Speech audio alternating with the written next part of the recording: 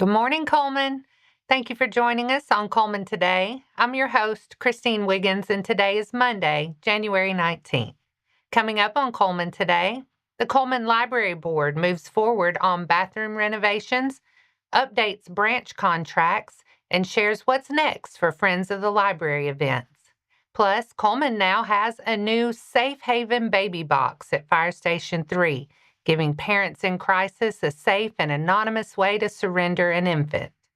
And the Cullman Area Literacy Council is mapping out new ways to get more books into kids' hands. All this plus sports, weather, and more. Now let's take a closer look at the top stories happening in Cullman today. The Cullman Library Board met Thursday, January 15th, with the Cullman Rotary Club presenting a donation to the Friends of the Public Libraries of Cullman County's capital campaign to make the library bathrooms ADA compliant and more accessible for patrons. Board members approved December financials and finalized a previously approved banking transition. The board also agreed on updated branch library contracts to modernize agreements with regional libraries and municipalities. The new contracts clarify responsibilities for hiring, training, and operations, with a target of having agreements in place by October 1st.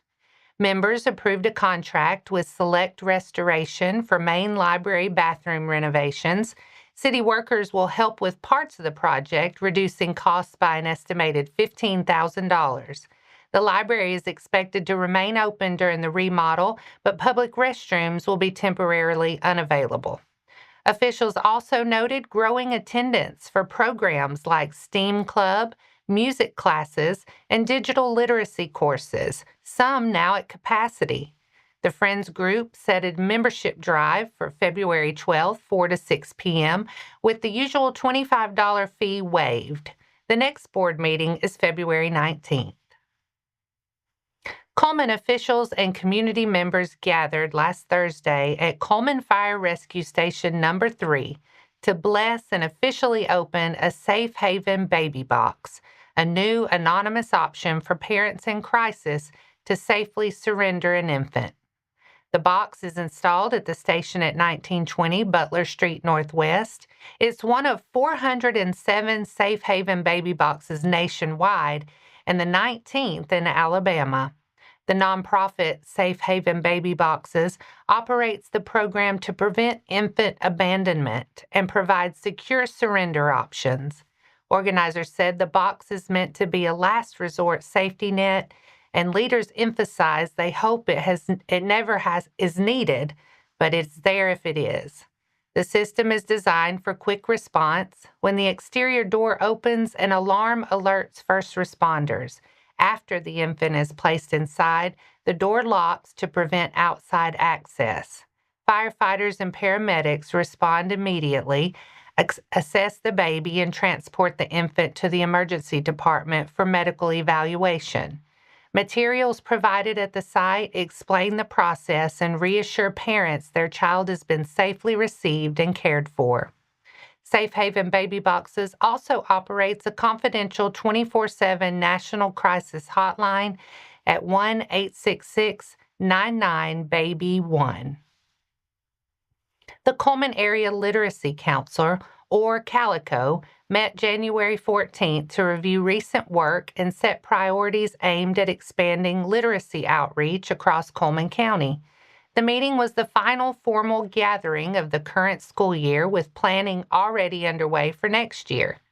Leaders outlined plans for more community engagement, expanded book giveaways, and a bigger presence at local events to raise literacy awareness. CALiCo will join the Chamber of Commerce Mardi Gras Parade on February 14th, walking the route and handing out bookmarks and informational materials.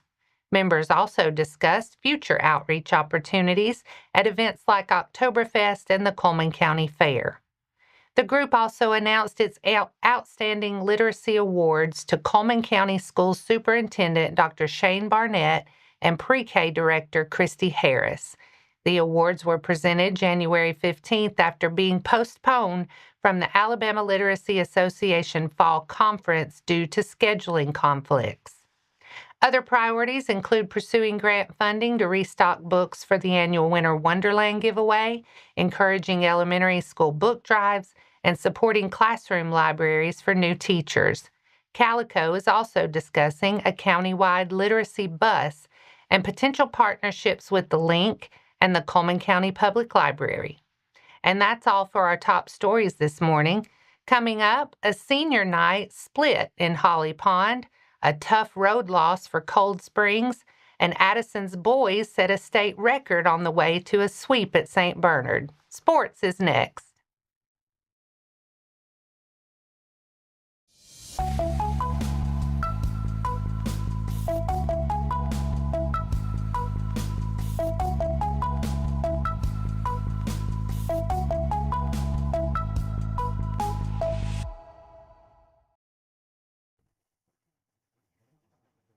Welcome back. Holly Pond hosted Hanceville for senior night on Thursday, and if you like defense, you would have loved this one. The Lady Broncos earned an area win, but the Bulldogs answered on the boys' side with a victory.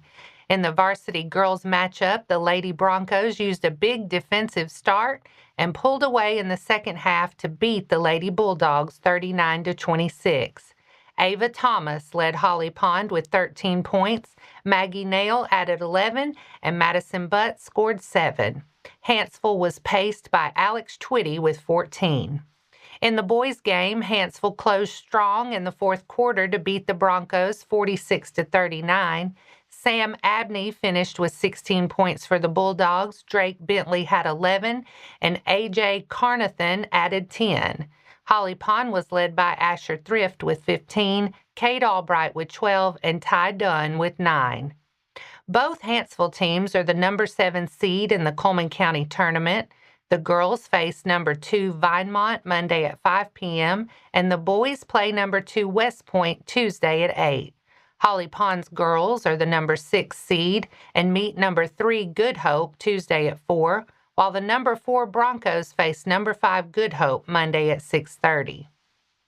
Cold Springs dropped a road game at Falkville 52-45 after 6'7" center Braden Hallman went down early in the third quarter and did not return.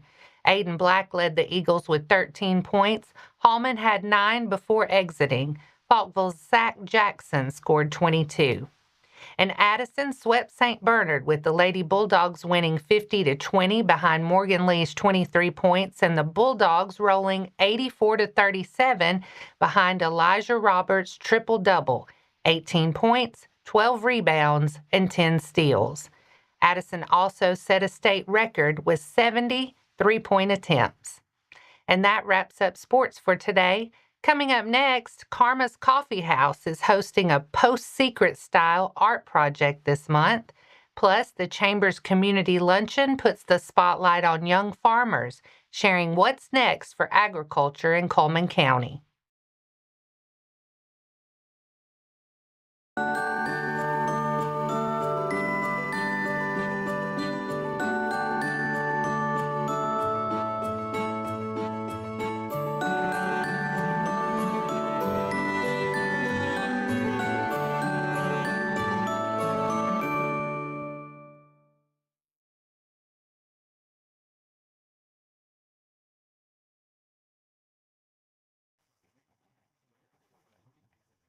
Welcome back. Now it's time to speed things up with a news rundown. 4 stories in under 4 minutes. Karma's Coffee House is inviting the community to share anonymous secrets this month through an interactive art display inspired by the PostSecret project. Through January 31st, visitors can decorate a postcard, write a secret, no name attached, and drop it in the display for inside the shop. PostSecret began as a mail art project created by Frank Warren, who handed out blank postcards and asked people to send back a secret. Over time, millions of postcards have been submitted from around the world, and selected entries are shared online each week. When the installation ends, the Cullman postcards will be mailed to Warren in California. Submissions could appear in a future PostSecret post, but there's no guarantee. Karma's Coffee House is at 103 First Avenue Northeast, Suite 140 in downtown Cullman. The Cullman Area Chamber of Commerce and Visitor Center will host a community luncheon featuring a Young Farmers panel on Friday, February 13th, highlighting the next generation of agricultural leaders shaping Cullman County's future. The event is sponsored by Alabama Farm Credit. Organizers say the panel will bring together young farmers from across the area to share their experiences, challenges, and successes in today's agricultural landscape. The discussion will focus on innovation in farming, agriculture's impact on the local economy, and how young leaders are balancing tradition with new practices. The luncheon is set for 11:30 to 1 at the Lodge at Stonebridge Farms, located at 281 County Road 717 in Cullman. Cost is $25 for chamber members and $35 for non-members. Cullman Parks Recreation and Sports Tourism says spring baseball and softball signups are underway for ages 3 through 12. Options include co-ed t-ball for 3 and 4-year-olds, boys baseball and omni softball for ages 5 to 6, plus omni baseball and softball divisions for 7 and 8, 9 and 10, and 11 and 12. Registration closes Thursday, February 5th. The 5 to 6 leagues will not have evaluations. For Omni Division, evaluations and drafts are scheduled for 5:30 p.m., with baseball on February 17th, 19th, and 20th, and softball on February 23rd, 24th, and 26th. Organizers say practices will begin in March, with games starting in April and running through May. Teams typically play 2 nights per week on Mondays, Tuesdays, or Thursdays, with Saturdays used if needed. Officials say there's a spot for every player this spring, and they hope to see families out at the ballpark. Make plans to attend the Miss Southerner pageant and the Fair Representative pageant on Saturday, February 21st. The pageants begin at 7 p.m. in the Cullman High School Auditorium.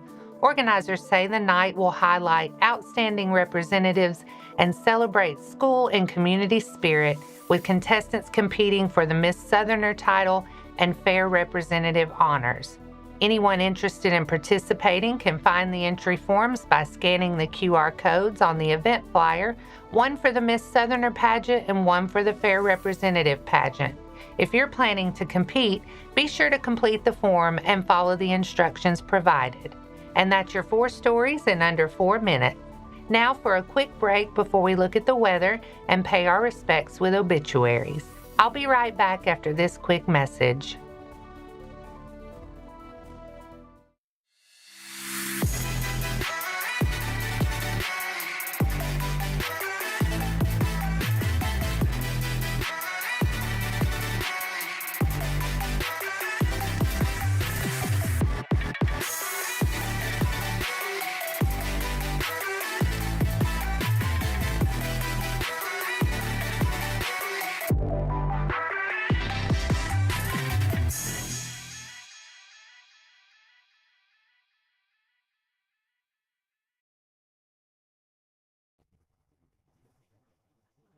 Let's take a moment to pause and remember those who lost their lives this week. James Leston Lee passed away Thursday, January 15th. The family will receive friends Wednesday, January 21st at Cullman Funeral Home from 11:30 a.m. to 1 p.m. with funeral service following at 1 at Cullman Funeral Home Chapel. Interment will be at Cullman City Cemetery. Ruth Creel King, 72 of Hanceville, passed away Thursday, January 15th. No services are scheduled at this time. Norman Eugene Isbell, 66 of Hanceville, passed away Friday, January 16th. Visitation will be held today from 1 to 2 p.m. at Hanceville Funeral Home, with funeral service following at 2 p.m. at Hanceville Funeral Home Chapel and burial at Gouins Cove Cemetery in Hayden. Charles Sonny Nail, 83 of Hanceville, passed away Thursday, January 15th. Visitation will be Tuesday, January 20th from noon to 2 p.m. at Hanceville Funeral Home, with funeral service following at 2 p.m. at Hanceville Funeral Home Chapel and burial at Hopewell Cemetery. Dixie Nail Cheatham Hayes passed away Friday, January 16th. Visitation will be today from noon to 2 p.m. in the Holly Pond Funeral Home Chapel, with funeral service following at 2 p.m. and burial at Duck River Cemetery. Hiram Sonny Brown, 86, passed away Thursday, January 15th. Funeral service will be today at Moss Service Funeral Home at 10:30 a.m. Visitation was held Sunday. Our thoughts and prayers go out to their friends and families. Now let's take a look at your weather forecast. Today, for Martin Luther King Jr. Day, we'll see plenty of sunshine with a high around 42. Winds stay light, calm at first, and turning northwest around 5 miles per hour with a few gusts up to 15. Tonight will turn partly cloudy and cold with a low near 18 and calm winds. Tomorrow stays sunny with another high around 42. It'll feel chilly early with wind chill values in the upper teens to upper 20s, but winds remain mostly calm. Tomorrow night looks mostly clear with a low around 24 and calm winds. And that wraps up today's edition of Cullman Today. Thank you for sharing your morning with us, and remember to stay connected by following us on social media and visiting CullmanTribune.com for the latest from our community. We'll be back bright and early tomorrow morning at 6:30 a.m. Until then, I'm Christine Wiggins with Cullman Today. Have a wonderful day, Cullman.